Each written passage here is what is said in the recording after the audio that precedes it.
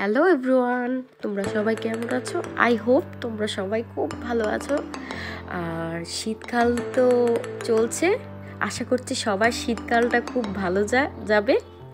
সবাই শীতকালটাকে খুব এনজয় করো, আমিও এনজয় করতেছি। তো আজকে আমরা শীতের একটি বিকেলে তুলাতুলির আরেকটা রিসোর্টে চলে গিয়েছিলাম।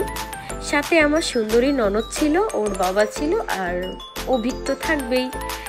তো জায়গাটা তো খুব সুন্দর ছিল, পাশেই নদী ছিল। কুয়াশার কারণে এই কুল ওই কুল কিছুই দেখা যাচ্ছে না, জাস্ট মনে হচ্ছে মানে কোথায় একটি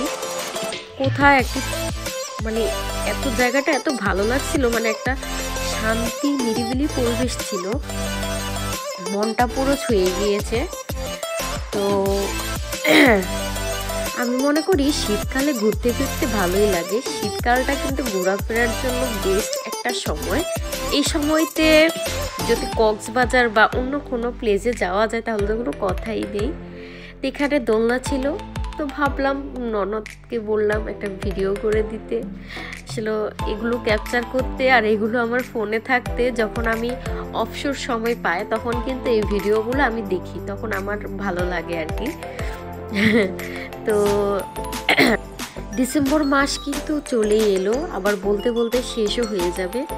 আসলে 2024 সালটা আমার মনে হচ্ছে কি এই যেন এলো 2024, আর দেখুন ডিসেম্বর মাস চলে এসেছে, আর মাত্র কয়েকটা দিন, তারপর নতুন সাল, নতুন বছর। তো আগে থেকেই বলে রাখি, নতুন বছর যেন সবাই ভালো যায়, ঠাকুর যেন সবাইকে ভালো রাখে, আর আমার বাবাটার জন্য সবাই আশীর্বাদ করেন, ওর শরীরটা যেন ভালো থাকে। আসলে ওর দুদিন পর পরই ঠান্ডার সমস্যাটা একটু বেশি, তো সবাই আশীর্বাদ করবেন, দোয়া করবেন আমার বাবাটা যেন সবসময় ভালো থাকে, আমরা যেন সবাইকে নিয়ে ভালো থাকতে পারি, সবাই যেন পৃথিবীর প্রত্যেকটা মানুষই যেন ভালো থাকে। এখানে দেখেন আমার বাবাই স্লিপারে উঠতে খুব ভালোবাসে, তো অনেকগুলো স্লিপার ছিল এখানে, তো সেটাই উপভোগ করতেছিল। তো আজকের মতো ভিডিওটা এই পর্যন্তই। সবাই ভালো থাকবেন, শীতকালকে সবাই প্রাণ ভরে এনজয় করবেন। আজকের মতো টাটা।